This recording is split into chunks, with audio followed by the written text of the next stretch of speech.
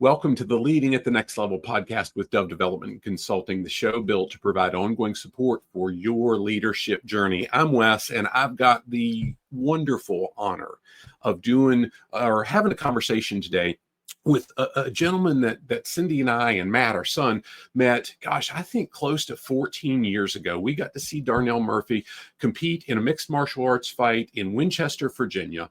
And Darnell's from just outside of Baltimore, and he'll talk more about that. I'm not going to butcher it and get all the details wrong, but we got to watch him win a belt. We got to meet him, his parents, his younger brothers and sisters after the fight, and we've had a good relationship since. I won't pretend like it's been in contact every single day, but we've so closely followed his journey in MMA and in his clothing line and now into photography, all the different things. Darnell is a husband, he's a father, and just as importantly, he's an amazing human being. And Darnell, I'm just so thrilled to be able to have this time with you, man. And I guess before we go any further, how about you give a brief overview of your professional background, experience, just whatever you want to share. Well, first, I want to say thank you for having me, Mr. West. It's been, like I said, a long time coming, long time coming, and I'm very thankful to be here. So, just jump right into it. So, my background, I like to tell people I'm more of like a Renaissance man. So, I'm profession by trade as an armed security guard. I've done that for probably about 10, 12 years. Personal trainer. I've always had a knack for that, fitness, nutrition, motivating people, in the fitness space to help them achieve their goals, their dreams, whatever the case may be. Also, dabbled in photography over the years, not too serious, and it wasn't until COVID when I really hunkered down into it, which actually motivated me to get into my next venture, which was my clothing business. So, like I said, I'm pretty much hands-on in a lot of things. If it interests me, I do it. So yeah, that's pretty of a little nutshell. And then, like Mr. West said, I was a professional cage fighter for 6-7 years before COVID hit, and an amateur professional fighter for 10 years prior to that. So yeah. Yeah, I remember joking with Matt when he was wrestling. When we came to see you, a friend of ours was hosting the event that you were at. And Matt says, gosh, he's kind of coming up through high school. I think he was 16, 17 years old at the time. And he says, I think I want to do that. I'm like, young man, you don't have all the stuff going on upstairs you need to anyway. I don't know if you need many headshots. And I was joking. I love him. He's outstanding. But he got pissed when I'd say that back then. He didn't think it was nearly as funny as I did. So Darnell, go ahead. I was gonna say, I think if he was to look back, I think that was probably like the best advice to give, because it's a dangerous sport. We'll say that. 100%. And one of the things, I've got a good friend that has an MMA gym today, and he does jiu-jitsu and Muay Thai, and he has some boxers that fights out of his gym. And it's not so much about the violence that people see. For me, what I love about that and wrestling specifically, and that's why I wanted Matt involved in wrestling, is the discipline, the personal development that people get through something like that. Because when you're on the mat, man, there ain't nobody else you can look to. It's you and God and everybody's they're watching. It's no place to hide. Yep, absolutely. Yep. Now, earlier this year, Darnell, I released a book called Leading with Clear Purpose. And the point behind that book was, and it was really based on that same friend that owns the MMA gym. He and I had a conversation, and I won't go into it here, but nobody does what they do for money alone. It's usually something driving them. For you, with when you fought, with what you do in the gym, with your clothing line, and now even in photography, all the things that you do, what's that purpose that drives you to really accept the responsibility of being a leader and making an impact? For me, primarily, it's to be an example for anybody. And it started off as, being an example for young kids who didn't have the confidence, like such as I didn't. I didn't have confidence growing up. Which I would say a lot of people probably allow the thoughts and opinions of others to dictate their choices in life and such. And so because of that, when I got older, I always looked back upon that, and I was like, if I could do something or anything that stood against what people said that you couldn't do. I wanted to show and prove people that, look, here I am, a person that didn't have all the greatest skill sets. I didn't have, financial blessings out of the woodworks. I grind. I worked hard, and this is what happens when you achieve that. And don't allow, again, the thoughts and opinions of others to dictate your choices in life, because everybody has a path in life that they have to follow as for them, and it's for you alone. So you control the narrative, you control the results. And even if the results don't come into your favor, it's like, all right, let me take that, let me learn from it, and let me apply it again better, and just keep pushing. Thus, my mentality and my motto, I guess you call it, was never stop. Just keep pushing. Don't stop. Just keep grinding. If it's something that you love and you breathe and you envision yourself in doing and achieving, then go ahead and get it. Don't be afraid to fail, because that's the only way you're gonna learn to get better and keep pressing. So that's primarily been my foundation, my motive, and my purpose is to take that and display that to everybody. Like I said, young, older, middle, doesn't matter the age. If you have a goal dream, I'm here to show you you can do it.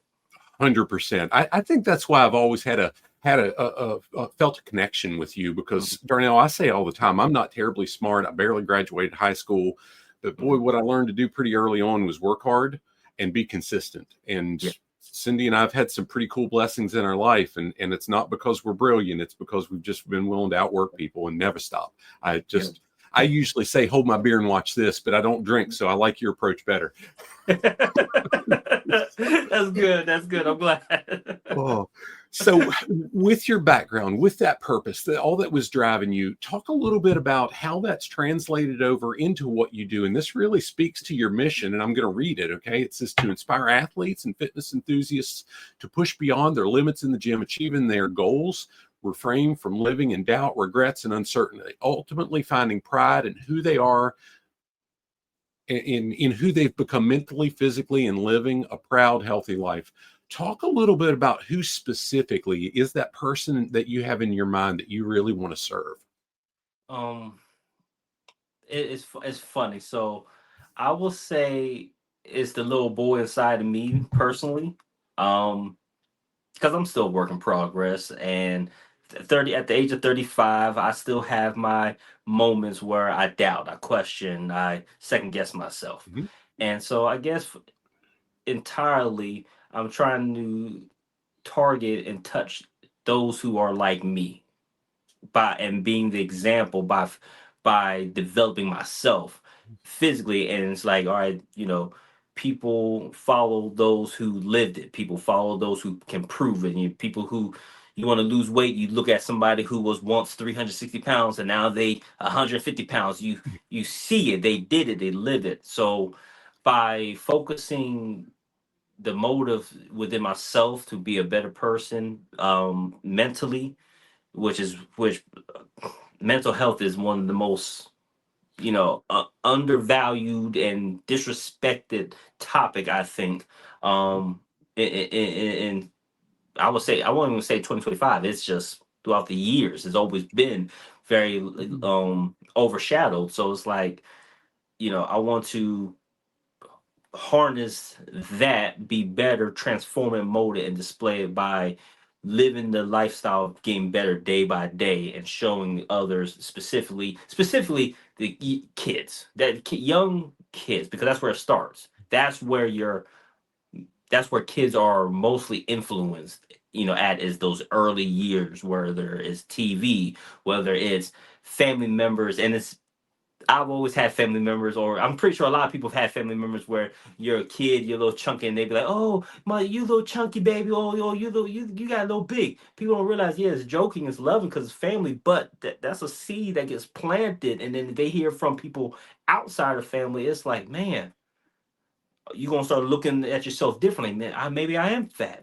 Now the discourage comes, all from that little seed that was joked within the family. So the kids and the young individuals, young adults, teenagers, those are the ones I really try to implant and pour more healthy, positive water on that seed versus the negative, so that when they get older, hopefully as they get older and go through their ventures, they have the confidence in themselves that I can do it.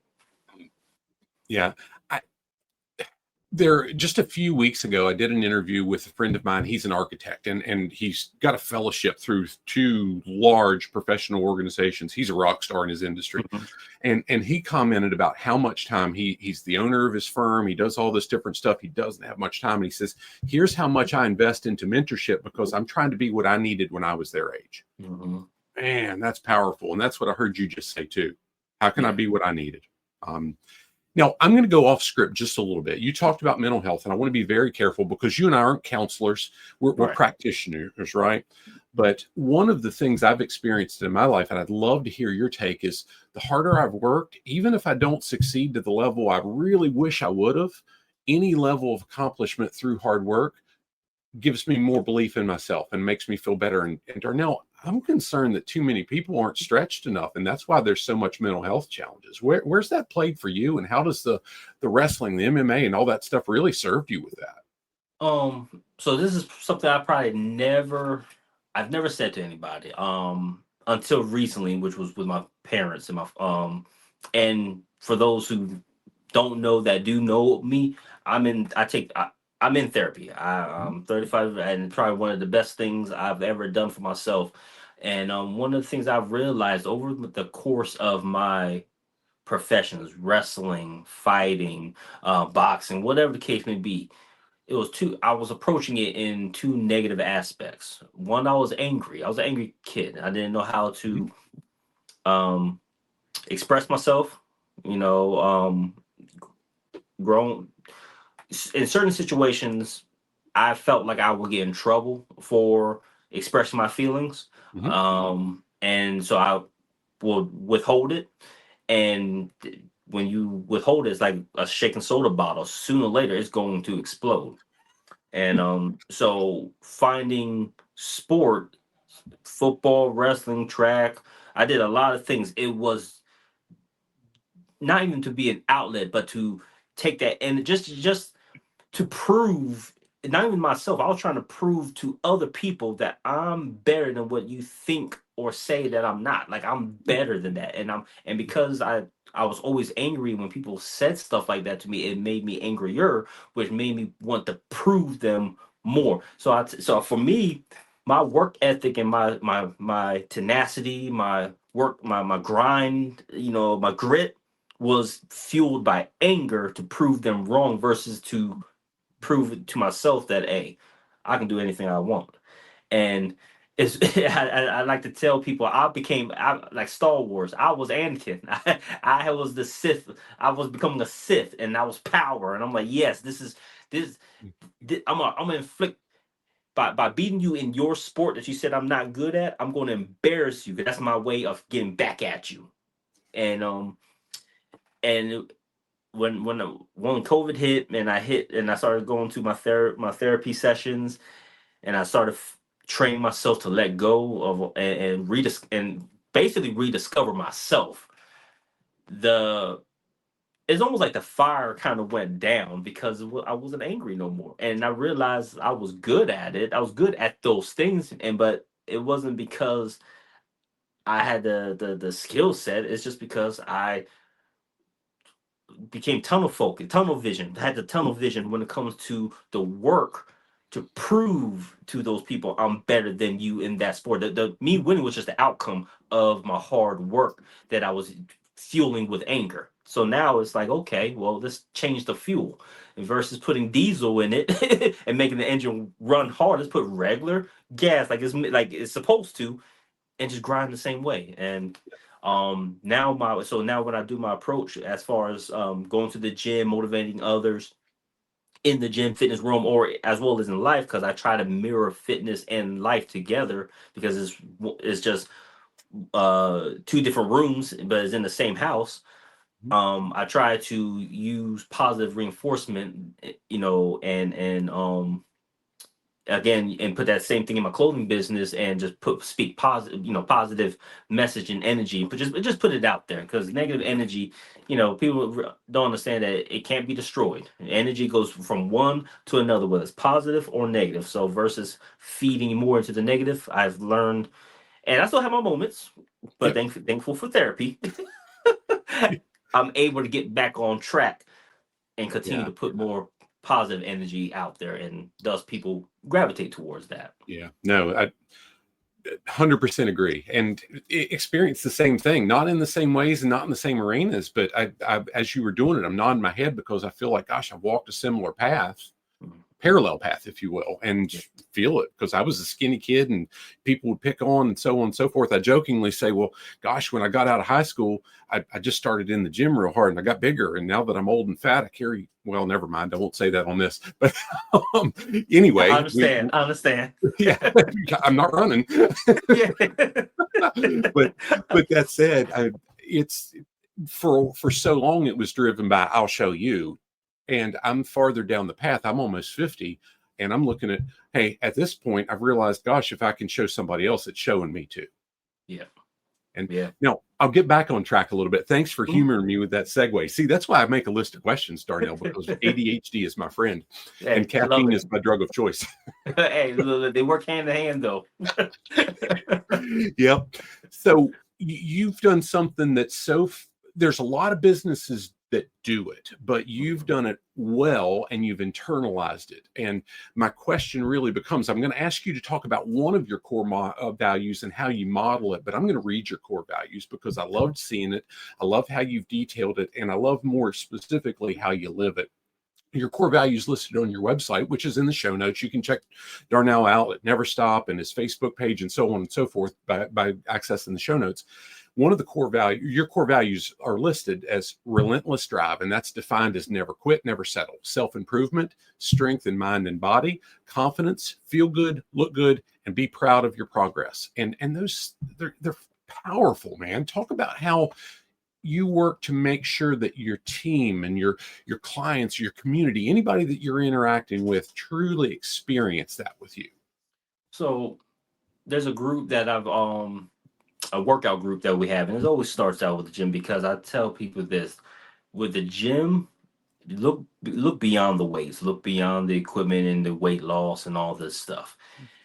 The gym exposes people, it exposes, not in a negative way, but it exposes your the pain. It exposes what's underneath that blanket or in the closet that you're trying to hide from society, and is when people can be themselves. And so in the group that I have, it's five of us as of right now.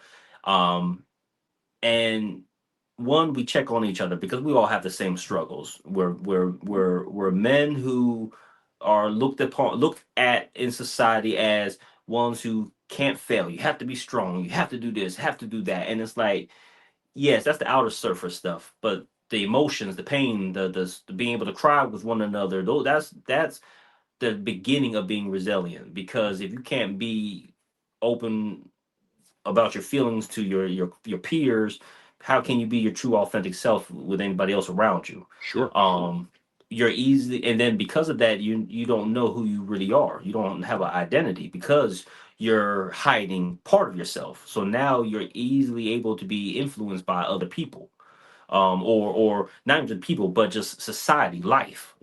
So when we keep each other accountable. We protect each other. We when one of us slacks or not checking in, we're bringing you back up because we know we are as strong as our weakest link, basically.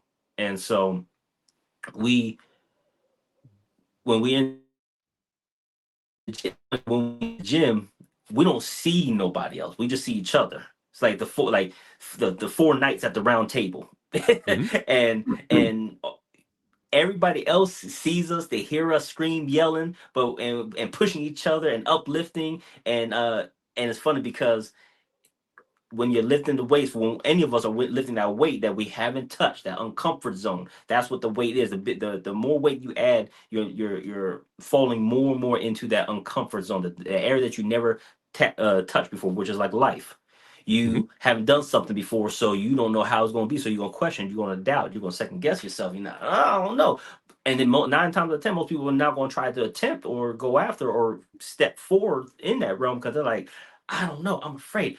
I don't know. I don't know what's going to happen, but in our minds, we create this narrative that we already know what's going to happen because we've because we stand on the side of negativity. This ain't going to work out. How I know it's going to work out because I never done it before. But what happens if you go after? What happens if you do succeed? Now you surprise yourself. Oh man, I did it. Can't believe it. I'm confident now. Now the confidence builds up. Now you have more self-esteem. Now you feel like you can go further and harder, and you're going to have a better outlook on taking actions on things that you never done before. Being resilient, and when something knocks you down, you know you're going to take a step back. You know you done this before, or you've done things harder, so you're going to step back, analyze, pump yourself up, and go again. So everything stems from being exposed in that comfort zone, hence the gym. And so I've broken down. I questioned when it came to that weight, and I failed, just like in life. And having the right people around you, which is the core. We all have the same values of we can do this, we can push, we can make it happen because we believe in ourselves and we believe in each other. So let's get this done. And so you reanalyze, see where you went wrong at, just like life, and you initiate the adjustments that have to be done. And now, oh man, I got it. Let's go. Now we moving. So it little bit of a run on, but it starts in the discomfort. And I recommend everybody, you want to find out who you really are, you want to find out what you're made of, your core values, your beliefs, or you want to start building, put yourself in the most uneasy, dark, discomfort place ever, and get comfortable in it. Then you're going to start building, creating. I'm again, as you're sharing all that, I'm nodding because it's walking me through it. Everything that you said several times, just like in life, and it's so powerful. I mean, as you talk through that, I'm thinking I don't do heavy weights anymore because I go to Planet Fitness and they don't have heavy weights there. But that's a little bit of a joke. But as I get gotten older, bodies don't cooperate quite like it did in my late 20s and 30s. But that little Fitbit app that shows me the dots on the days of the month that I show up. Yep. I've only missed one in November to date. Okay, congrats. Consistency is powerful. And year to date, I think it's like, I don't know, less than 20 year to date days. But again, the consistency is the key. And I take that back to, hey, same thing goes, man. There's nothing I've ever been qualified for that I've thrown my name in a hat for, but I've just thought, shoot, I can outwork it. Yep. Yep. And it's the harder weight, right? Let's pick up the heavier one. Let's figure it out. What are we going to do? Fail? It'll be okay. Yeah. Society has painted the picture of failing as such a negative thing because, yeah, who likes to fail? Who likes to lose? But it's not a loss. It's not a failure. You only fail if you quit. Yep. I just shared in one of our programs a lesson the other day, and I don't even remember the name of it. It's been a whirlwind, but I said that specifically. I said, I've still got a little bit of PTSD from high school English classes. I almost didn't graduate, Darnell, because all the stupid red marks I'd get on it because this grammar's wrong or you had the comma in the wrong place. And I don't freaking care. Hey, guess what? As of today, I've got almost 3 manuscripts done, 2 of which became #1 bestsellers, and the 4th one is almost done. I'll finish within the next 2 or 3 weeks. Okay. And I'm not saying that to brag. I'm saying that grammar crap in English 35 years ago didn't matter. Yeah. So, none of that's to brag. It's to say, don't let the stupid red marks get you down. Yeah. And it's so many red marks that the world is going to throw at you. And honestly, what is red marks? Red marks are indication based off on opinions and thoughts of others. Yep. Okay, yeah. Learn, take the tools, throw away the unnecessary things, and apply it to your life. Because again, everybody's life journey after high school, after college is different. So, what you do today might have been considered wrong 20, 30, 10 years ago. If it got you the results you needed today, then hey, who says it's wrong? Yep. I call it hold my beer and watch this, and you say never stop. Yep. So we've talked a fair amount about your values, and it's your organization, so it's not separate. It's you, and you've aligned those values. Give me an example. You just kind of did. You talked about it from your perspective, but give me an example of how that approach, you've seen it make a tremendous impact on the guys in the group with you or the community around you as a whole. So I would say the most important community to me will be my family. my household. So, like you mentioned earlier in the introduction, married, have kids, and this is when I tell people, or I've learned to tell, people, and especially in my circle, that that's where everything starts. That's where your morals are going to be tested. Your thinking process is going to be tested. Your actions, the way you carry yourself day to day, is going to have an impact on your family. That's your community. That's going to be what you leave to the world when you're gone. So in my case, it's doing the opposite, or educating that of what I failed to get growing up, or lack thereof passing on when I was younger to other people, because I was in the vengeful state, because I see it through my kids. I see it, I see the the same path that they're going through, the lack thereof of, speaking on their emotions, or they don't have any. They have the standard core values: be respectful to, people, be nice, treat people the way you want to be treated. Those are core standard core values. But it's like, all right, their core values they're still discovering. So I talk to them. I always use myself as an example. If I see that if there's similarities, or something that seems familiar that I can connect with, that they're going through, that I've already went through, or possibly still going through to this day. Um, and I feel like with that, I'm always tested. Life is going to always test me through my kids. So, and they're getting there. And so, because I'm seeing the positive side, I see the results, I see that they're pushing the grind, they're not quitting, they keep on learning and developing, is a reflection that, all right, what I'm doing is correct. And I take the same thing, with my team at the gym, and other people that I keep. The gym is the playground for me. So whether it's the playground, whether it's on the streets, if I see somebody who is struggling, and we end up talking, it's always me seeking where that doubt factor is and trying to break it, telling them whatever. Hey, why do you feel like you can't do this? Who told you that? Oh, well, Jane Doe, John Doe said that. Well, who are they to you? Like, Yeah, they ain't paying the rent. yeah, yeah, you paying the rent with your life, with your life, by what you do today. So if they're not with you every single day, you just met them a month ago, 5 years ago. Okay, that's them. That's what they do, and their opinions. Everybody has opinions. That's theirs. It's an opinion. It's not facts. What you decide to do is going to be facts. And so, if I see people, like I said, outside the streets, I will talk to them like that. I had this one young lady I used to work with. She doubted herself a lot, and I always would tell her, because we both worked together at the same job. Job was a little bit shaky, as far as the way things was ran, and you could tell that she was always stressed, and you could tell she was hiding behind the smile. You could tell she wanted to cry. And I created this video, a motivational video, um, tied to my clothing brand. And the message audio that I played in the background, she adapted to it. She said she was crying.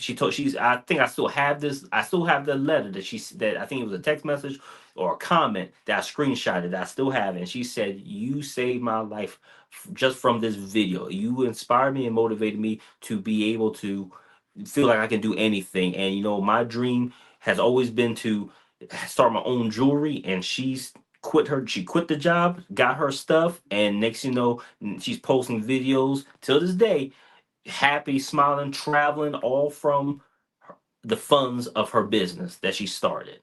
I believe, if I believe, and this is, her business is called Sea Queen. If I'm not mistaken, I'll double check, but I'm pretty sure it's called Sea Queen, like under the sea, the queen. She makes like homemade jewelry, from seashells to rocks to anything, and that was her dream, and she's living it. So it's just shows the power of simple motivation and belief from it could be a stranger or somebody who cares, and being authentic. And that's enough. That's the purity of it. You have to be genuine and authentic. People can tell and sense BS, you know. And so that's that's what I live by. The resilience in your mental state, resilience in your heart, resilience in your livelihood, the consistency day in, day out. That rediscovering who you are, it comes from that. And so between the gym, my family, by seeing the positive climb that I see everybody's doing, that I interact with, shows to me that, hey, I'm living my purpose, which is to help build my family and make sure they're good, but at the same time spread the positive energy that I put into them and then I put into other people to continue, because there's a lot of evil in the world that's spreading too. So it's like, all That's right. right, let's combat this. This Yeah. is my new fight. The world is my cage, and I'm fighting in with gloves. Yeah. Oh, I love that. And Darnell, this is hopefully doesn't sound bad. I've I love everybody, but boy, I'm protective about where I can put my time, because if it's crazy, if it's negative, I can't do it. There's Yeah, too much counting on. I've got to be good for a lot of people, yeah, and I just can't allow stuff to suck me down. Be it politics, be it news, be it whatever. Can't yeah, agree or disagree. I can't. yeah.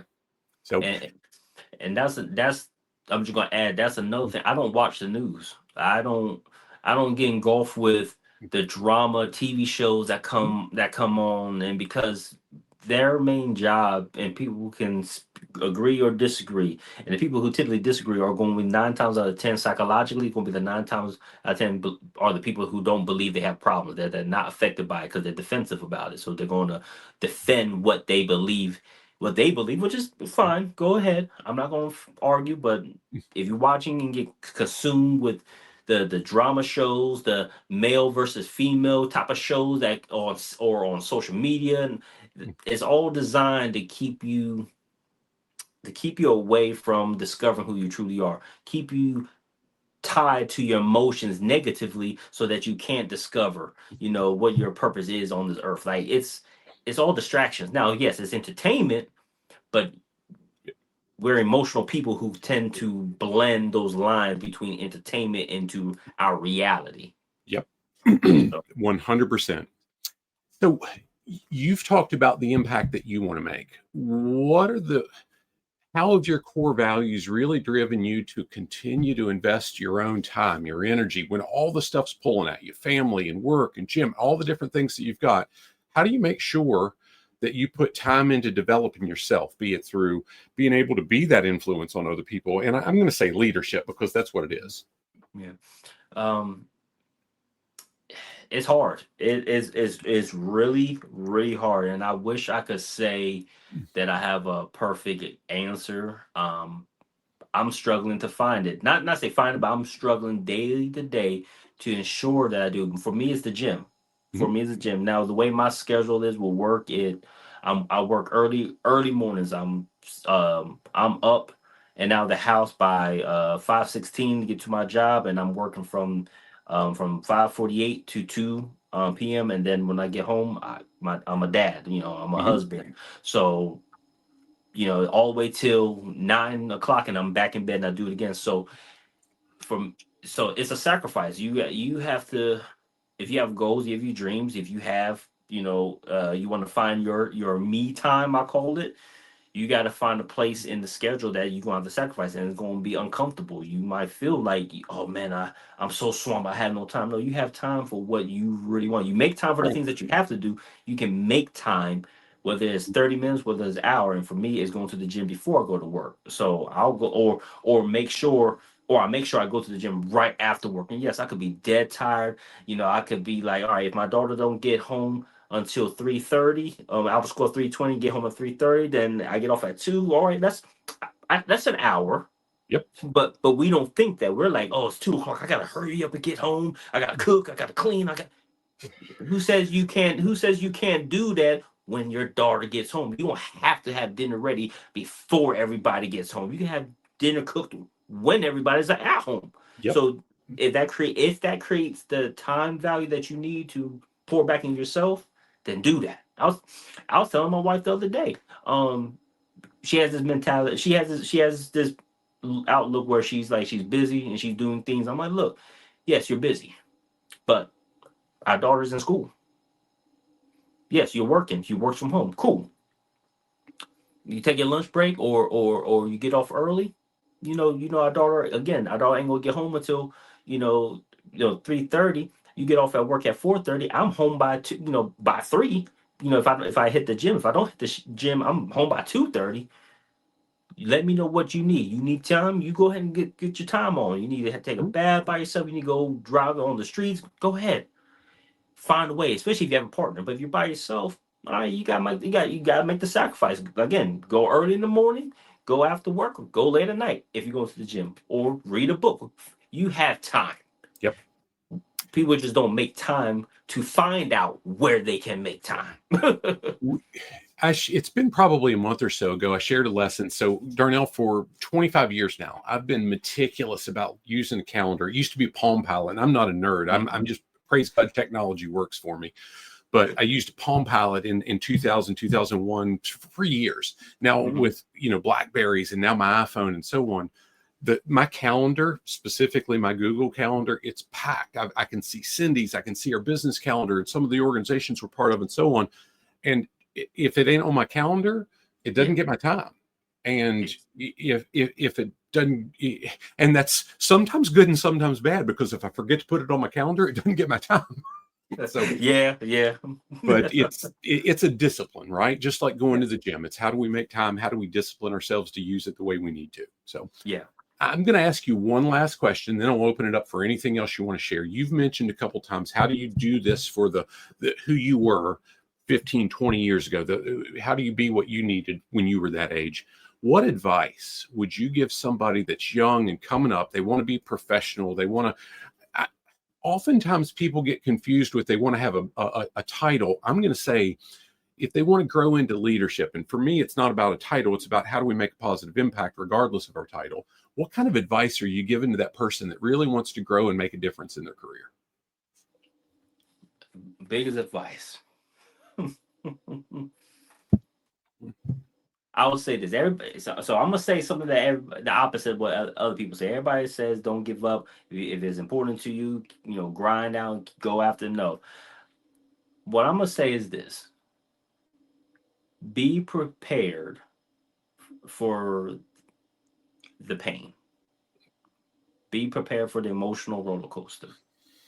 I say that because we focus so much on the idea of I can do this, I can do that. What I dream of starting this, and they do the research, they get all that. That's the cool part. That's the good stuff.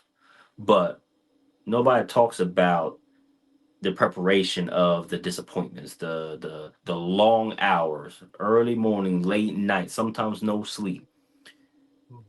I'm gonna say prepare for that by having a strong, solid foundation. Because regardless of what happens, whether it's in life, whether it's in business, branding, whatever the case may be, you when things get dark, you need to have that lifeline to hold on to. You know, be prepared for you being the only one to make a dream possibly a reality for years. You might want the help from others. You may, give your speech and your talk for your business to other people to seek that confirmation or affirmation that, oh yeah, well, what I'm thinking is good, and this. Be prepared for the negative side, and Yeah. and I feel like if you master that preparation, but you can't master the specifics because you don't know what the specifics are going to entail, but you can master the preparation for disappointment, for long hours, for backlash.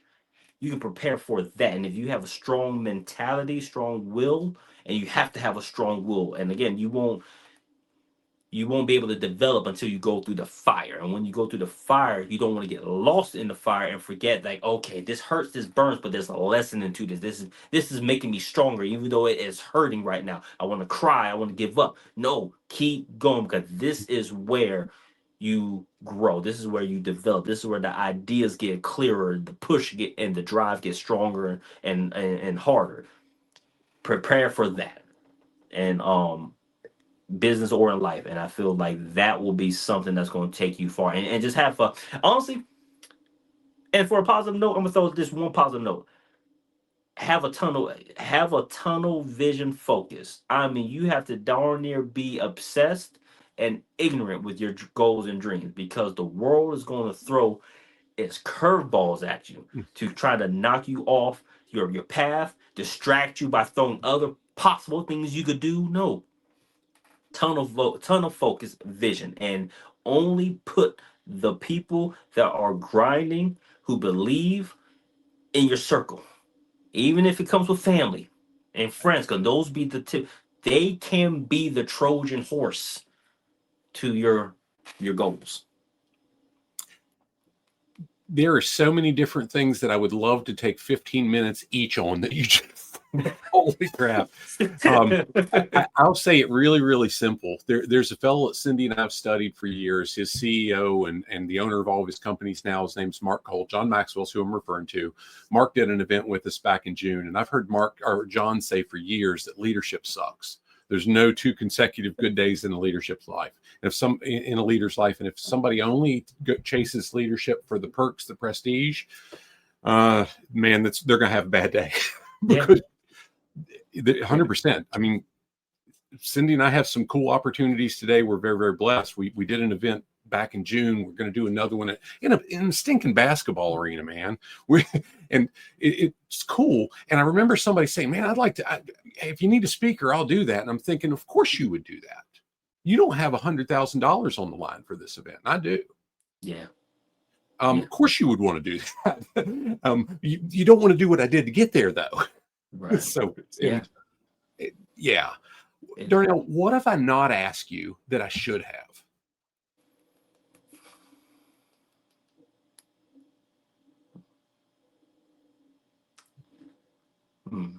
I was. That's a good question. That's a good question. I mean, I think you pretty much. I think you asked the hard questions I could think of. I mean, honestly, if I could say, was one thing that I probably regretted in not doing, in my ventures, whether it's in life or business or sports, I will say just believing in myself.